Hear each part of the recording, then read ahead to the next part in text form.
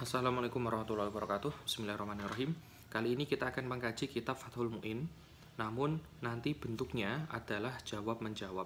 Jadi ada pertanyaan lalu ada jawaban dijawab oleh kitab Fathul Mu'in ini, biar lebih mudah untuk memahaminya. Yang kedua, saya akan menggunakan bahasa Indonesia karena memang saya lihat traffic di YouTube ini tidak hanya di lingkup Jawa, namun ada banyak juga yang dari luar Jawa dan lebih general kalau saya menggunakan bahasa Indonesia.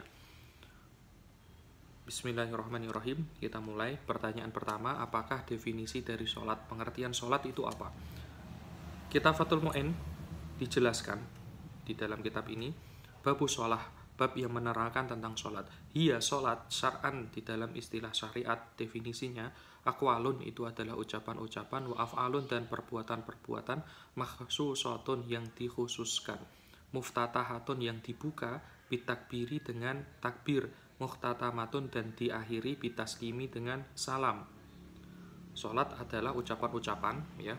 Perhatikan ucapan-ucapan, perbuatan-perbuatan yang dikhususkan, dibuka dengan takbir, diakhiri dengan salam. Pertanyaan selanjutnya, bagaimana kalau orang sholat jenazah? Nah, apakah itu disebut sebagai sholat? Ya, kita sebut sebagai sholat jenazah. Di situ nggak ada sujudnya, tidak ada rukuknya. Nah, tapi kenapa itu kok disebut sebagai sholat? Jawabannya karena makhsusotun. Jadi definisi sholat itu adalah ucapan. Dalam sholat jenazah ada akwal, ada bacaannya, Al-Fatihah di takbir yang pertama.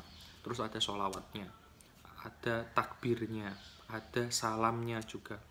Nah, yang berikutnya af'alun, ada af'al di dalam sholat jenazah itu pun ada gerakan-gerakannya. Maksusotun itu juga khusus. Jenazah ini walaupun gerakannya nggak ada sujud, nggak ada rukuk, namun ini memang khusus, maka disebut sebagai sholat. Muftatahatun bitakbir, sholat jenazah dibuka dengan takbir, diakhiri juga dengan salam, seperti sholat pada umumnya, seperti sholat 5 waktu, diawali dengan takbir, diakhiri dengan salam. Gitu. Terus bagaimana dengan sujud tilawah? Nah, apakah itu dinamakan sholat? Jawabannya tidak. Walaupun ada sujudnya, namun karena itu tidak makhsusoh, ya, tidak makhsusoh, maka itu bukanlah disebut sebagai sholat, namun sebatas sebagai sujud dalam hal ini. Berikutnya, kenapa sholat dinamakan sholat? Kenapa sih gerakan-gerakan itu? Sholat 5 waktu, ya sholat ibadah itu ya 5 waktu yang kita lakukan. Kenapa kok disebut namanya, kok istilahnya kok sholat itu, kenapa? Jawabannya wasumiyat bidzalika listimaliha ala sholati lughatan wa hiya ad-du'a.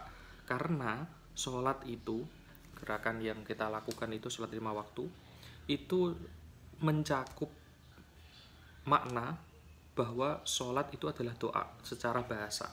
Jadi secara bahasa kata sholat itu adalah doa. Nah, sholat yang kita lakukan atau yang kita kerjakan, ibadah yang kita kerjakan itu di dalamnya ada doanya, mengandung doa-doa. Nah, makanya itulah yang kita kerjakan itu, sholat yang kita kerjakan itu disebut sebagai sholat karena ada doa di situ, mengandung sebuah doa. Mungkin itu dulu yang kita bahas. Semoga bermanfaat. Terima kasih. Wallahu a'lam bishawab. Assalamualaikum warahmatullahi wabarakatuh.